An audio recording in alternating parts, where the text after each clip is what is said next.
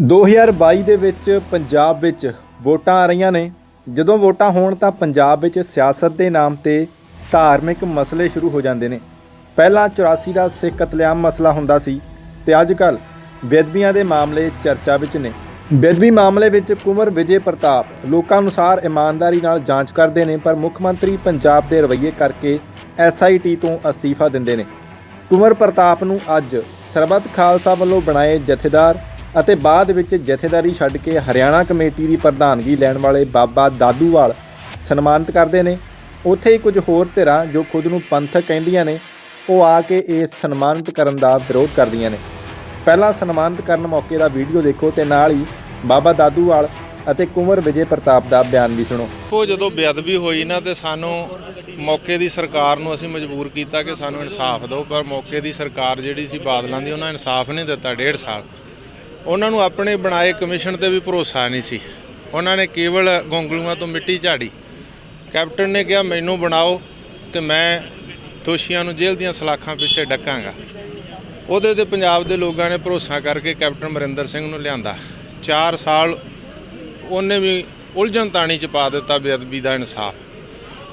ਹੁਣ ਜਿਹੜਾ ਤੁਹਾਡੇ ਸਾਹਮਣੇ ਆ ਕਿ ਜਾਂਚ ਕਮਿਸ਼ਨ ਦੀ ਰਿਪੋਰਟ ਸਬਮਿਟ ਹੋਣ ਤੋਂ ਬਾਅਦ ਵਿਧਾਨ ਸਭਾ 'ਚ ਸੈਸ਼ਨ ਕਰਕੇ ਸਿੱਟ ਬਣਾਈ। ਕਈ ਅਫਸਰ ਪਿਛਾਂਹ ਹਟ ਗਏ ਕਿਉਂਕਿ ਵੱਡੇ ਮਗਰਮੱਛਾਂ ਦੀ ਜਾਂਚ ਕਰਨੀ, ਸਮੇਤ ਸੈਣੀ ਬਾਦਲਾਂ ਵਰਗਿਆਂ ਦੀ। ਤਾਂ ਇੱਕ ਅਫਸਰ ਨੇ ਤਹਈਆ ਕੀਤਾ, ਬੜੀ ਵਿਵਾਕੀ ਤੇ ਨਿਡਰਤਾ ਨਾਲ ਉਹਨੇ ਜਾਂਚ ਕੀਤੀ, ਕੁੰਵਰ ਵਿਜੇ ਪ੍ਰਤਾਪ ਸਿੰਘ ਨੇ।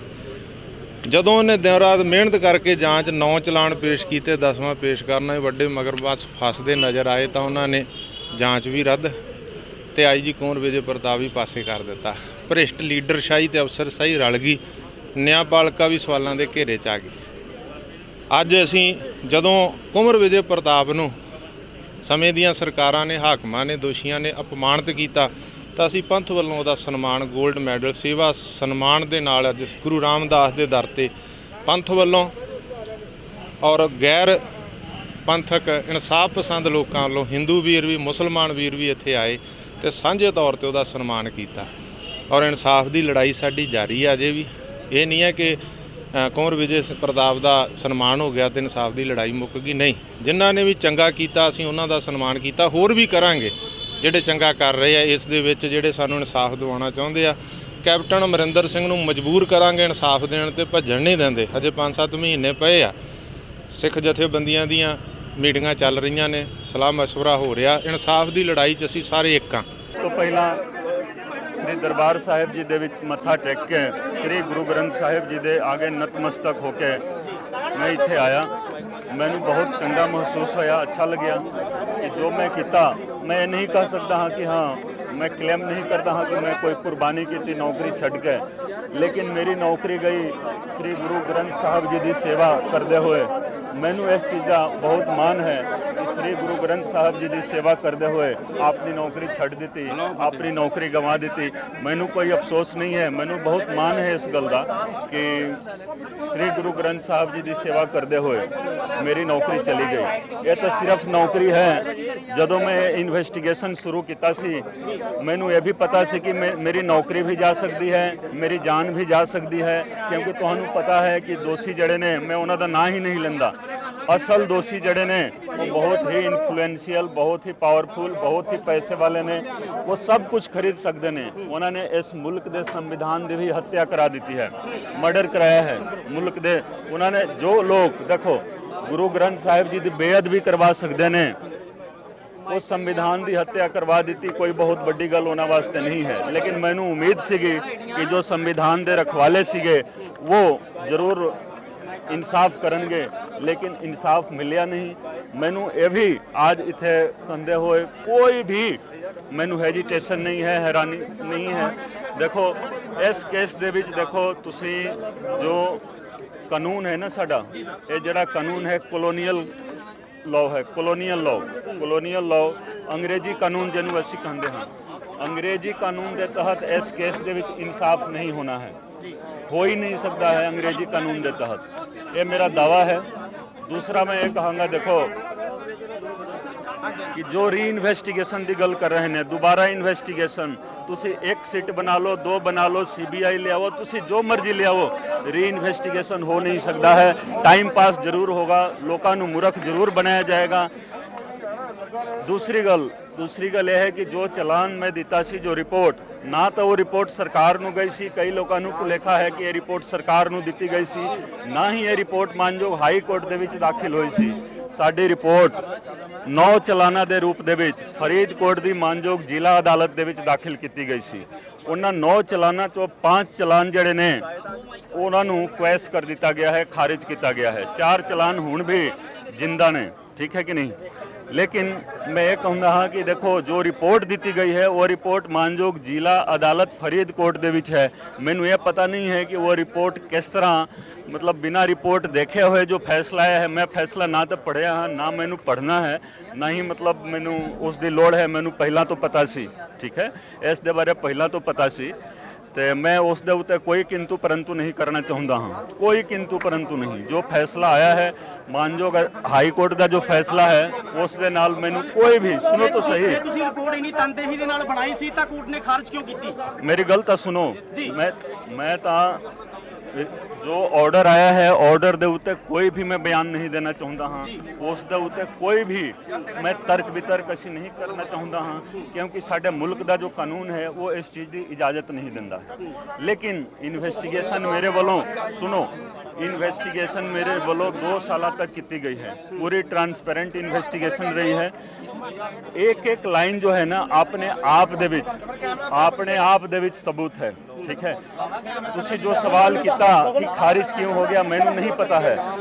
जेकर मानयोग जिला अदालत सैशन अदालत फरीदकोट वालों साडे गवाहां दा बयान लिया जांदा, साडे वालों जो सबूत उत्थे पेश किए गए हैं, उन्हां सबूतां नू देख के, गवाहां दा बयान दे के जो कुछ भी फैसला आउंदा सानू मंजूर सी। लेकिन साडे गवाहां दा बयान नहीं होया, मैनू मौका नहीं मिलिया कि अपने गवाहां नू अदालत दे सन्मुख पेश कर सका।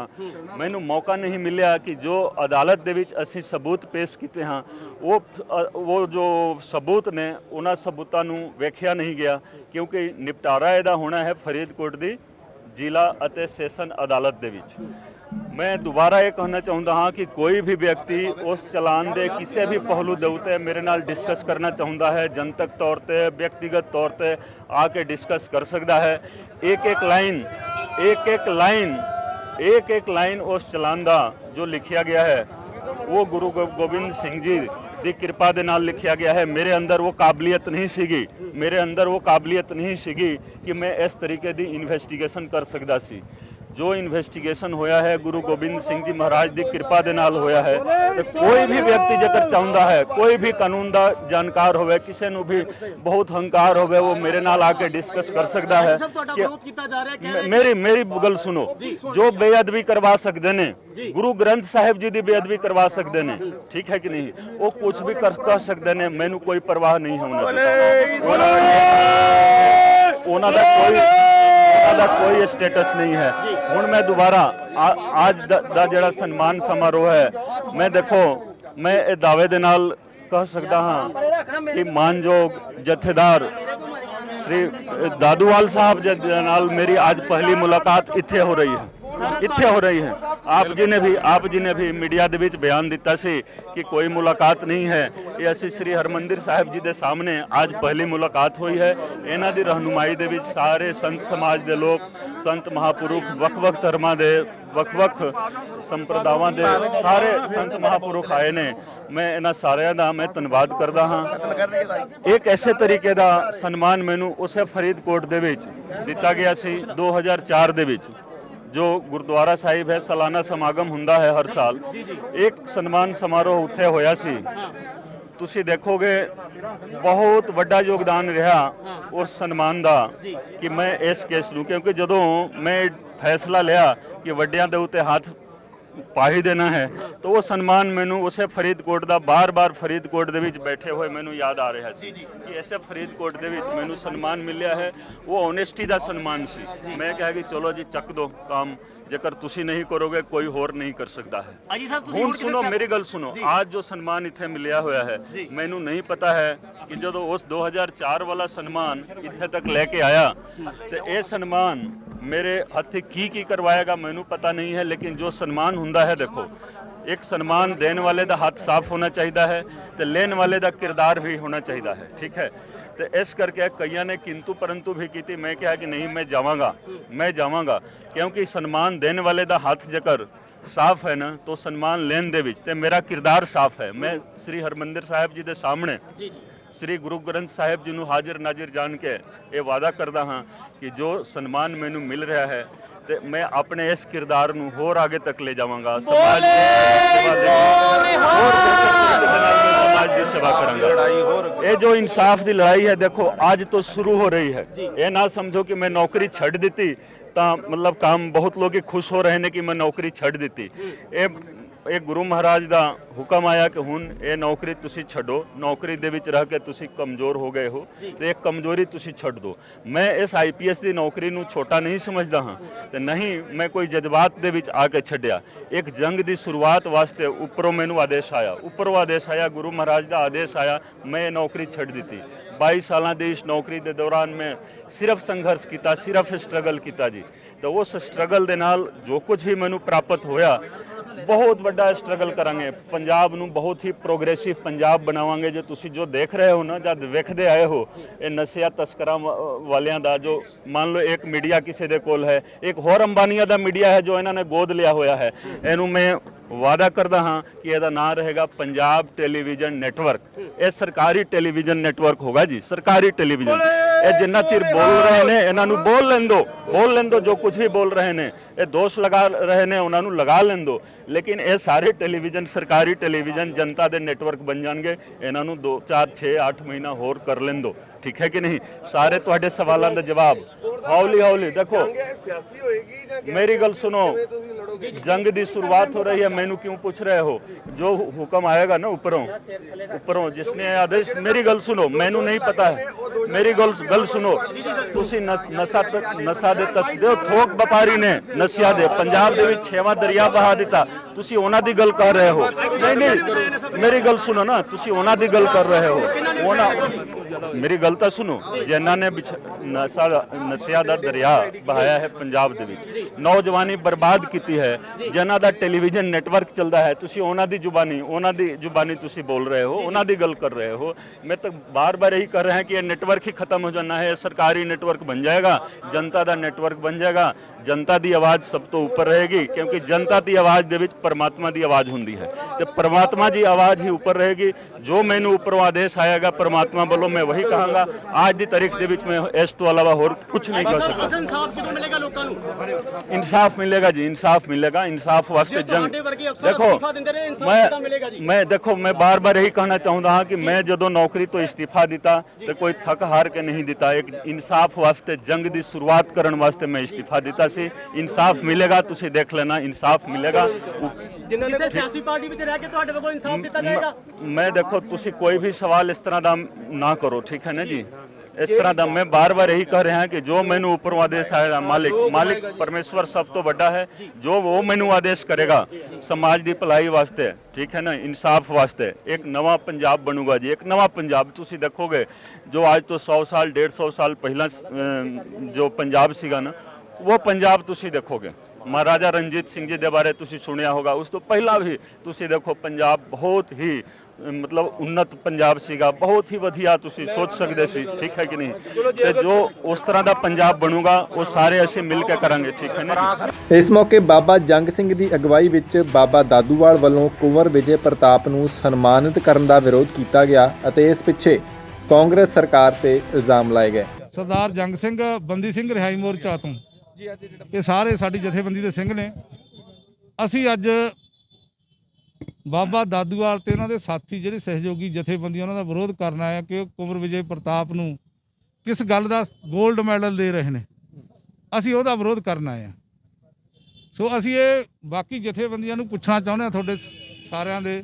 ਅੱਜ ਅਸੀਂ ਉੱਥੇ ਸਾਹਮਣੇ ਸਾਡਾ ਪੰਜਾਬ ਪੁਲਿਸ ਨੇ ਸਾਨੂੰ ਫਿਰ ਰੋਕ ਲਿਆ ਇੱਥੇ ਤੇ ਸਾਨੂੰ ਰੋਕੀ ਖੜੇ ਨੇ। ਅਸੀਂ ਇਹ ਪੁੱਛਣਾ ਚਾਹੁੰਦੇ ਹਾਂ ਵੀ ਇਹ 골ਡ ਮੈਡਲ ਕਿਹੜੇ ਇਨਾਮ 'ਚ ਹੈ? ਅਕਾਲੀ ਸਰਕਾਰ ਵੇਲੇ ADGP ਸਹੋਤਾ ਸਾਹਿਬ ਦੀ ਅਗਵਾਈ 'ਚ ਇੱਕ ਸਿੱਟ ਬਣੀ, ਉਹਦੇ 'ਚ 11 ਪੁਲਿਸ ਵਾਲੇ ਜਿਹੜੇ 22 ਨੇਮ ਨਾਮਜ਼ਦ ਕੀਤੇ ਉਹਨਾਂ ਨੇ ਵੀ ਇਹ ਇੱਥੇ ਦੋਸ਼ੀ ਨੇ। ਕੋਟਕਪੂਰਾ ਕਾਂਡ ਤੇ ਬਾਈਬਲ ਗੌਲੀ ਕਾਂਡ, ਉਹਦੇ 'ਚ 11 ਪੁਲਿਸ ਵਾਲੇ 22 ਨੇਮ ਨਾਮਜ਼ਦ ਕੀਤੇ। ਉਹ ਜਿਹੜਾ ਸੋਤਾ ਸਾਹਿਬ ਨੇ ਉਦੋਂ ਸਿੱਟ ਬਣਾਈ ਤੇ ਉਹਦੇ ਬਾਅਦ ਕਾਂਗਰਸ ਸਰਕਾਰ ਆਈ ਤੇ ਕੁੰਵਰ ਵਿਜੇ ਪ੍ਰਤਾਪ ਦੀ ਸਿੱਟ ਬਣੀ। ਬਰਗਾੜੀ ਮੋਰਚਾ ਲੱਗਿਆ, ਕੁੰਵਰ ਵਿਜੇ ਪ੍ਰਤਾਪ ਦੀ ਸਿੱਟ ਬਣਾਈ। ਉਹਦੇ 'ਚ ਜਿਹੜਾ ਆਖਰੀ ਹੁਣ ਚਲਾਨ ਪੇਸ਼ ਕੀਤਾ ਉਹ 'ਚ ਸਾਡੇ ਨਾਲ ਬਹੁਤ ਬੜਾ ਧੋਖਾ ਹੋਇਆ। ਅਸੀਂ ਸਾਰਿਆਂ ਨੇ ਕਿਹਾ ਕੁੰਵਰ ਵਿਜੇ ਪ੍ਰਤਾਪ ਜਿਹੜਾ ਬਹੁਤ ਇਮਾਨਦਾਰ ਪੁਲਿਸ ਅਫਸਰ ਹੈ, ਬਾਹਲਾ ਹੁਣ ਤੱਕ ਵੀ ਸਾਰੇ ਸਾਡੇ ਵੀਰ ਇਹੀ ਕਹੇ ਕੁੰਵਰ ਵਿਜੇ ਪ੍ਰਤਾਪ ਇਮਾਨਦਾਰ ਪੁਲਿਸ ਅਫਸਰ ਹੈ। ਤੇ ਹੁਣ ਜਦੋਂ ਆਖਰ ਚਲਾਨ ਪੇਸ਼ ਕੀਤਾ, ਹਾਈ ਕੋਰਟ ਦੀਆਂ ਟਿੱਪਣੀਆਂ 35 ਦੇ ਕਰੀਬ ਟਿੱਪਣੀਆਂ ਆ ਗਈਆਂ। ਉਹਦੇ 'ਚ ਸਾਫ਼ ਸਾਬਤ ਹੋ ਗਿਆ ਕਿ 11 ਪੁਲਿਸ ਵਾਲੇ 7 ਪੁਲਿਸ ਵਾਲੇ ਮੁਲਾਜ਼ਮ ਹੈ ਜਿਹੜੇ 22 ਨੇਮ ਹੈ ਉਹਨਾਂ ਦਾ ਚਲਾਨ 'ਚ ਨਾਂ ਹੀ ਹੈ ਨਹੀਂ, ਉਹ ਡਿਸਚਾਰਜ ਕਰ ਦਿੱਤੇ ਗਏ ਨਾਮ ਉਹਨਾਂ ਦੇ। ਦੂਜੀ ਗੱਲ ਇਹ ਕਹਿੰਦੇ ਨਹੀਂ ਫਲਾਣਾ ਸਿਆਸੀ ਲੋਕ ਜ਼ਿੰਮੇਵਾਰ ਹੈ, ਫਲਾਣੇ ਸਿਆਸੀ ਧਿਰ ਜ਼ਿੰਮੇਵਾਰ ਹੈ, ਤੇ ਉਹਦੇ 'ਚ ਚਲਾਨਾਂ 'ਚ ਕਿਸੇ ਚਲਾਨ 'ਚ ਜਾਂ ਜਿੰਨੇ ਵੀ ਹੁਣ ਪੇਸ਼ ਕੀਤੇ ਸਪਲੀਮੈਂਟਰੀ ਜਾਂ ਜਿਵੇਂ ਵੀ, ਤੇ ਉਹਨਾਂ 'ਚ ਕਿਸੇ ਦਾ ਵੀ ਮਾਈ ਨੇਮ ਜ਼ਿਕਰ ਨਹੀਂ ਹੈ। ਤੇ ਗੋਲਡ ਮੈਡਲ ਕਿਸ ਗੱਲ ਦਾ, ਜਿਹੜੀ ਜਾਂਚ ਰਿਪੋਰਟ ਆਈ ਆ ਖੂਹ ਖਾਤੇ 'ਚ ਪੈ ਗਈ, ਸਾਰੀ ਦੁਨੀਆ ਜਾਣਦੀ ਹੈ, ਸਭ ਕੁਝ ਰੱਦ ਹੋ ਗਿਆ ਤੇ ਉਹ ਦੁਬਾਰਾ ਸ਼ੁਰੂ ਹੋਣੀ ਆ। ਮੇਰੇ ਖਿਆਲ ਹੈ 3-4 ਸਾਲ 6 ਸਾਲ ਦੇ ਕਰੀਬ ਹੋ ਗਏ ਇਹ ਸਿਆਸਤ ਚੱਲਦੀ ਨਹੀਂ। ਹੁਣ ਇਹ ਫੇਰ ਲੋਕ ਸਿਆਸਤ ਕਰਨ ਲੱਗੇ ਨੇ ਉਸ 'ਤੇ। ਇਹ ਜਦੋਂ ਵੋਟਾਂ ਨੇੜੇ ਆਉਂਦੀਆਂ ਇਹ ਲੋਕ ਐਕਟਿਵ ਹੋ ਜਾਂਦੇ ਨੇ। ਗੁਰੂ ਗ੍ਰੰਥ ਸਾਹਿਬ ਸਿੱਖਾਂ ਦਾ ਸਭ ਤੋਂ ਸੈਂਸਿਟਿਵ ਮੁੱਦਾ, ਤੇ ਇਹਨਾਂ ਦੇ ਸਿਆਸਤ ਕਰਨ ਵਾਸਤੇ ਨਹੀਂ, ਚਾਹੇ ਕੋਈ ਵੀ ਸਰਕਾਰ ਆ ਹੁਣ ਸਿਆਸੀ ਕੋਈ ਵੀ ਹੋਵੇ, ਇਹਦਾ ਅਸੀਂ ਡਟ ਕੇ ਵਿਰੋਧ ਕਰਾਂਗੇ। ਹੁਣ ਜਿਹੜਾ ਵੀ ਇਸ ਮੁੱਦੇ ਤੇ ਸਿਆਸਤ ਕਰੂਗਾ ਅਸੀਂ ਉਹਦਾ ਉਸੇ ਜਗ੍ਹਾ ਤੇ ਵਿਰੋਧ ਕਰਾਂਗੇ। ਅਸੀਂ ਪੁਤਲੇ ਵੀ ਫੂਕਾਂਗੇ, ਅਸੀਂ ਕਾਲੀਆਂ ਝੰਡੀਆਂ ਵੀ ਦਿਖਾਵਾਂਗੇ। ਇਹ ਸਿਆਸਤ ਦਾ ਮੁੱਦਾ ਨਹੀਂ, ਸਿਆਸਤ ਕਰਨੀ ਹੈ ਕਿਸੇ ਹੋਰ ਮੁੱਦਿਆਂ ਤੇ ਕਰੋ। ਲੇਕਿਨ ਤੁਸੀਂ ਦੂਜੀ ਗੱਲ ਆ ਗਈ, ਬਾਬਾ ਜੀ ਇਹ ਬਿਆਨ ਦਿੰਦੇ ਨੇ ਕਿ ਸਿੱਖ ਕੌਮ ਵੱਲੋਂ ਉਹਨੂੰ ਸਨਮਾਨਿਤ ਕੀਤਾ ਗਿਆ। ਬਾਬਾ ਦਾਦੂਵਾਲ ਜੀ ਹਰਿਆਣਾ ਕਮੇਟੀ ਦੇ ਪ੍ਰਧਾਨ ਨੇ, ਉਹ ਉੱਥੇ ਸਨਮਾਨਿਤ ਕਰ ਸਕਦੇ ਨੇ, ਉੱਥੇ ਹੈੱਡਕੁਆਟਰ ਤੇ ਕਰ ਸਕਦੇ ਆ। ਆ ਜਿਹੜਾ ਸਰਬ ਸੰਗਤ ਦਾ ਸਾਰੀ ਦੁਨੀਆ ਦਾ ਸਾਂਝਾ ਸਥਾਨ ਆ, ਇਹ ਕਿਸੇ ਪੋਲੀਟੀਕਲ ਪਾਰਟੀ ਦਾ ਨਹੀਂ, ਕਿਸੇ ਦੇ, ਇਹ ਸਰਬ ਸਾਂਝਾ ਸਥਾਨ ਹੈ ਦੁਨੀਆ ਦਾ। ਇਹਦੇ ਸਾਹਮਣੇ ਤੁਸੀਂ ਕੀ ਸੰਸਾਰ ਨੂੰ ਸੁਨੇਹਾ ਦੇਣਾ ਚਾਹੁੰਦੇ ਹੋ ਵੀ ਇੱਥੇ ਸਨਮਾਨਿਤ ਕਰਕੇ ਉਹਦੇ ਕਿਹੜਾ ਇਹੋ ਜਿਹਾ ਮਾਰਕਾ ਮਾਰ ਲਿਆ ਜਿਹਦੇ ਨਾਲ ਬਹੁਤ ਵੱਡੀ ਸਮਾਂ ਤੇ ਸਾਰੀ ਜਾਂਚ ਖੂਹ ਖਾਤੇ ਪੈ ਗਈ ਤੇ ਐਡੀ ਬੜੀ ਮਿਹਨਤ ਕੀਤੀ ਹੋਈ ਤੇ ਦੁਬਾਰਾ ਸਿਆਸਤ ਸ਼ੁਰੂ ਹੋ ਗਈ। ਅਸੀਂ ਇਹ ਪੁੱਛਣਾ ਚਾਹੁੰਦੇ ਹਾਂ ਵੀ ਇਹੋ ਜਿਹੀ ਇਹ ਕੁੰਵਰ ਵਿਜੇ ਪ੍ਰਤਾਪ ਜੀ ਇੰਨੇ ਕਾਬਲ ਅਫਸਰ ਨੇ ਤੇ ਫਿਰ ਉਹਦੇ ਚੋਂ ਆਪਣੀ ਪ੍ਰੀ ਮੈਚਿਓਰ ਲੈ ਕੇ ਰਿਟਾਇਰਮੈਂਟ ਲੈ ਕੇ ਕਿਉਂ ਭੱਜੇ ਨੇ? ਸੱਚ ਹੁੰਦੇ ਸਾਹਮਣੇ ਕੋਰਟ 'ਚ ਖੜ੍ਹਦੇ ਤੇ ਜਾਂ ਉਹਨੂੰ ਕੋਰਟ 'ਚ ਆਪਣੇ ਵਕੀਲਾਂ ਰਾਹੀਂ ਉਹਨੂੰ ਸੁਪਰੀਮ ਕੋਰਟ ਚੈਲੰਜ ਕਰਦੇ। ਲੇਕਿਨ ਇਹ ਤਾਂ ਟੋਟਲੀ ਸਿਆਸਤ ਹੋ ਰਹੀ ਆ। ਇੱਕ IPS ਅਫਸਰ ਹੁੰਦੇ ਹੋਏ ਤੁਸੀਂ ਸਿਆਸਤਦਾਨਾਂ ਦੇ ਹੱਥਾਂ 'ਚ ਖੇਡਦੇ ਤੇ ਪੂਰੀ ਕੌਮ ਨੂੰ ਜਿਹੜੇ ਚੁੱਲ੍ਹੇ 'ਚ ਧੱਕਣ ਦੀ ਕੋਸ਼ਿਸ਼ ਕਰ ਰਹੇ ਹੋ। ਇਹ ਸਭ ਜਾਣਦੇ ਨੇ ਕਿ ਵੋਟਾਂ 2022 'ਚ ਨੇ। ਹੁਣੇ ਕਿਉਂ ਮੁੱਦਾ ਇਹ ਉੱਠਿਆ, ਪਹਿਲਾਂ ਕਿਉਂ ਨਹੀਂ ਚਲਾਨ 'ਚ ਪੇਸ਼ ਕਰਤੇ? ਤੁਸੀਂ 4 ਸਾਲ ਹੋ ਗਏ ਰੌਲਾ ਫਲਾਣਾ ਇਹਦੇ 'ਚ ਫਸ ਗਿਆ, ਫਲਾਣਾ TV 'ਚ ਤੁਸੀਂ ਡਿਬੇਟਾਂ ਦਿੰਦੇ ਹੋ, ਲੇਕਿਨ ਚਲਾਨ ਦੇ ਵਿੱਚ ਤੁਹਾਡੀ ਧੱਜੀਆਂ ਉਡਾਤੀਆਂ ਹਾਈ ਕੋਰਟ ਨੇ ਤੇ ਉਲਟਾ ਤੁਸੀਂ ਕੌਮ ਨੂੰ ਗੁੰਮਰਾਹ ਕਰ ਰਹੇ ਹੋ, ਸਾਰੀ ਦੁਨੀਆ ਨੂੰ। ਅਸੀਂ ਇਸ ਕਰਕੇ ਉਹਨਾਂ ਦਾ ਕਾਲੀਆਂ ਝੰਡੀਆਂ ਨਾਲ ਵਿਰੋਧ ਕਰਦੇ ਹਾਂ। ਅਸੀਂ ਜਿੰਨੇ ਵੀ ਉੱਥੇ ਬੈਠੇ ਹਾਂ ਉਹਨਾਂ ਨੂੰ ਅਸੀਂ ਇਹ ਕਹਿੰਦੇ ਹਾਂ ਵੀ ਉਹ ਕੌਮ ਦੇ ਗਦਾਰ ਨੇ। ਉਹਨਾਂ ਜਿਹੜੇ ਸ਼ਹੀਦ ਉੱਥੇ ਹੋਏ ਨੇ ਸਿੱਖ, ਉਹਨਾਂ ਦੀਆਂ ਲਾਸ਼ਾਂ ਤੇ ਤੁਸੀਂ ਇਹ ਸਿਆਸਤ ਕਰ ਰਹੇ ਹੋ। ਗੁਰੂ ਗ੍ਰੰਥ ਸਾਹਿਬ ਦੀ ਅਜ਼ਮਤ ਰੋਲ ਕੇ ਤੁਸੀਂ ਸਿਆਸਤ ਕਰ ਰਹੇ ਹੋ। ਇਹ ਤਾਂ ਘਟੀਆ ਗੱਲ ਕੀ ਹੋ ਸਕਦੀ ਹੈ? ਬਿਲਕੁਲ ਜੀ, ਇਨਸਾਫ ਤਾਂ ਹੋਣਾ। ਦੇਖੋ ਸਾਰੀ ਸੰਸਾਰ ਤੇ ਜੁੜਿਆ ਮੁੱਦਾ, ਇਨਸਾਫ ਲਈ ਤਾਂ ਉਡੀਕ ਕਰਦੇ ਸੀ। 4-5 ਸਾਲ ਹੋ ਗਏ ਇਨਸਾਫ ਲਈ ਸਾਰੀ ਦੁਨੀਆ ਉਡੀਕ ਕਰਦੀ ਸੀ। ਲੇਕਿਨ ਆ ਪਿਛਲੇ ਤੁਸੀਂ ਆਪੇ ਹੀ ਦੇਖ ਲਿਆ ਕਿੱਥੋਂ ਇਨਸਾਫ ਮਿਲਣਾ। ਜਦੋਂ IPS ਅਫਸਰ ਜਿਹਨੂੰ ਇਮਾਨਦਾਰੀ ਦਾ ਟੈਗ ਹੈ ਬਹੁਤ ਵੱਡਾ, ਤੇ ਉਹ ਜਾ ਕੇ ਇਹ 4 ਸਾਲ 3 ਸਾਲ ਝੂਠ ਬੋਲੀ ਜਾਂਦਾ, ਫਲਾਣੇ ਇਹ ਜਾਂ ਫਲਾਣੇ ਇਹ, ਜਦੋਂ ਆਖਰ 'ਚ ਕੋਰਟ 'ਚ ਚਲਾਨ ਪੇਸ਼ ਕਰਦਾ ਉਹ 'ਚ ਨਾ ਹੀ ਹੈ ਨਹੀਂ। ਇਹ ਧੋਖਾ ਨਹੀਂ ਕੌਮ ਨਾਲ? ਇਹ ਤੋਂ ਵੱਡੀ ਕੀ ਤਰਾਸਦੀ ਹੋਊਗੀ? ਇਹ ਤੋਂ ਵੱਡਾ ਕੀ ਧੋਖਾ ਹੋਊਗਾ?